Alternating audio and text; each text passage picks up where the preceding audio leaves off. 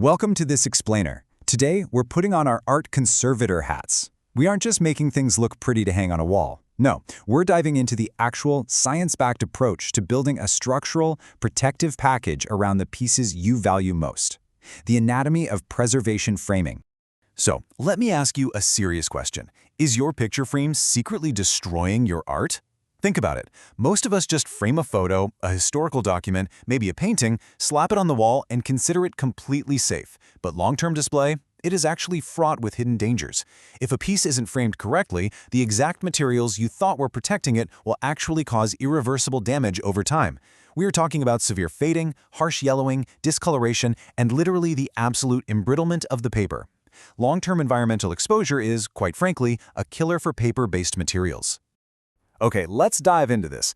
To truly protect a valuable, or even just a highly sentimental collection, the absolute industry standard we rely on is preservation matting and framing. The core philosophy here is simple: absolute chemical stability. Every single component we use has to be specifically designed to limit risks from the outside environment. That could be the ambient light in your living room, the wild humidity fluctuations between seasons, or even just the airborne pollutants and dust particles floating around your house. You know, the starkest difference between amateur framing and the true preservation standard really just comes down to what actually touches the artwork. Amateur framing, it often relies on standard, highly acidic adhesive tapes just slapping the artwork directly to a backing board. And over time, those adhesives inevitably fail, they stain the paper, and they literally eat into the fibers. The conservator standard, on the other hand, completely rejects standard tape. No way. Instead, we use non-adhesive mounting corners, polyethylene strapping, or Japanese tissue hinges applied with a highly refined, chemically stable wheat starch paste. And this brilliantly illustrates exactly what we're going for. Think of a preservation frame as a structural fortress protecting a VIP. We build this protective anatomy layer by layer.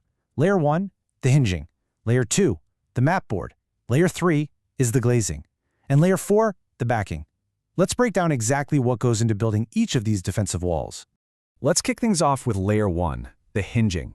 This is absolutely critical because, get this, it is the artwork's only physical point of contact with the frame package. Like we just touched on, these hinges must be non-adhesive to the art itself.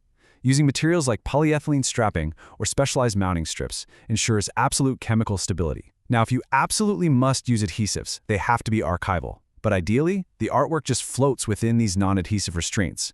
That allows it to naturally expand and contract with subtle temperature shifts without buckling or tearing. Moving out to our next perimeter, we hit the mat board. This includes both the window mat that you see from the front and the back mat the art rests on. This is your first true line of defense against acid migration, and the specs here are incredibly stringent. It must be 100% cotton rag or a chemically purified lignin-free wood pulp. It has to be pH neutral or slightly alkaline, usually sitting around a pH of 8.5 to act as a buffer against acids. It needs a minimum of 4-ply thickness for structural integrity. Oh, and if you are framing photographs, it absolutely must pass the photographic activity test to guarantee it won't react with the photo's chemicals. Now you might be wondering, wait, how do we actually keep the window mat and the back mat together without tape? Well, we do use tape, but a very specific kind, water-activated gummed linen tape. But listen closely because this is vital. This tape is exclusively used to hinge the two pieces of mat board together, kind of like a book. You must never ever let this tape touch the artwork itself. It's solely there to act as the structural spine for the matting package. That's the whole shebang. Okay, so protecting the front of our fortress is the glazing layer. We generally rely on UV opaque acrylic here because it defends against that irreversible light embrittlement that just absolutely ruins exposed paper. Now, if you're framing friable media, think charcoal or pastels, you're going to want the anti-static option. Otherwise, standard acrylic can literally pull the loose pigment right off the paper. But the golden rule of glazing? It must never touch the object. You desperately need an air gap, which is exactly why a thick 4-ply window mat or dedicated perimeter spacers are absolutely critical. Condensation sitting against glass is an artwork's worst enemy. Let's move to and see how this builds out the back end of our fortress. The rear defenses require an acid-free and lignin-free corrugated board, ideally at least 3 millimeters thick. But honestly, cardboard alone just isn't enough to stop dampness. You have to combine this backing board with a moisture barrier, which is typically a metallized polyester film.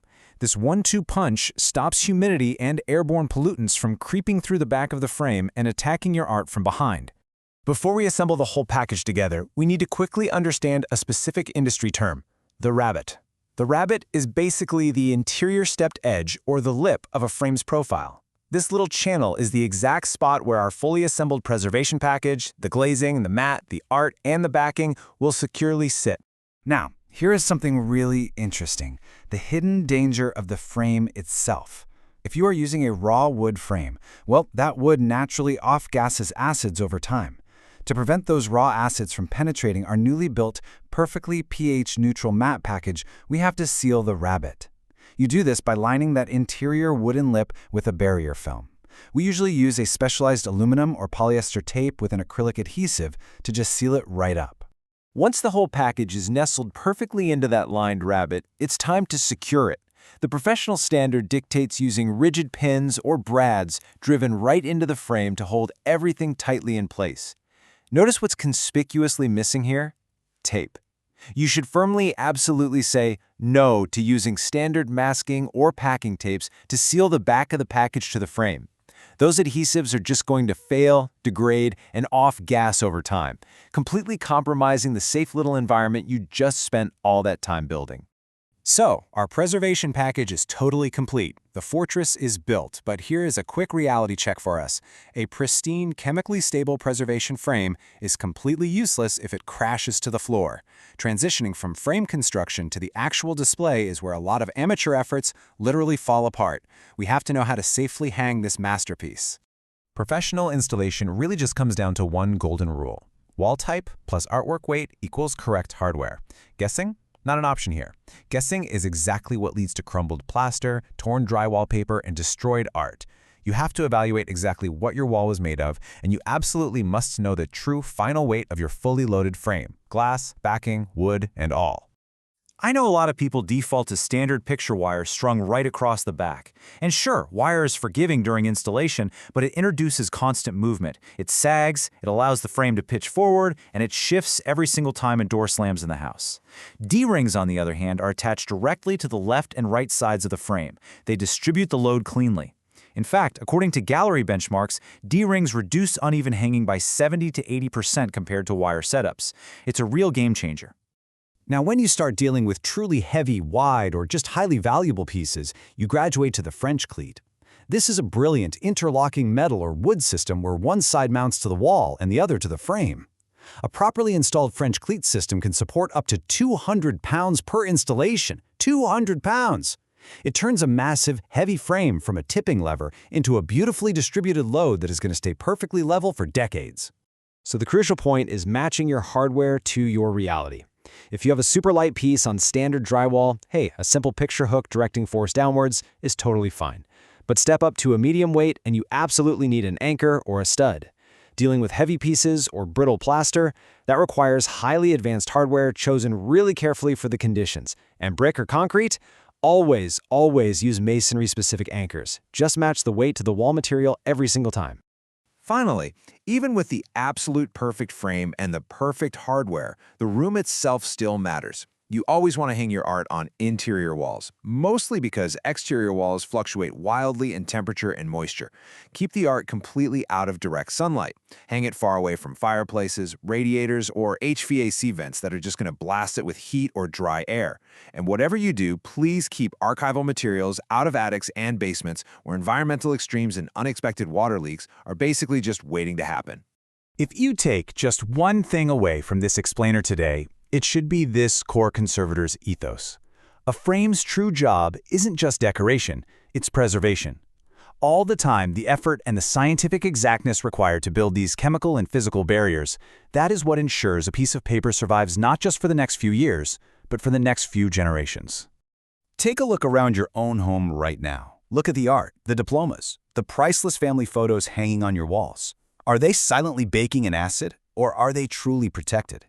It completely changes how you view a picture frame, doesn't it? So knowing what you know now, what masterpiece are you going to protect today?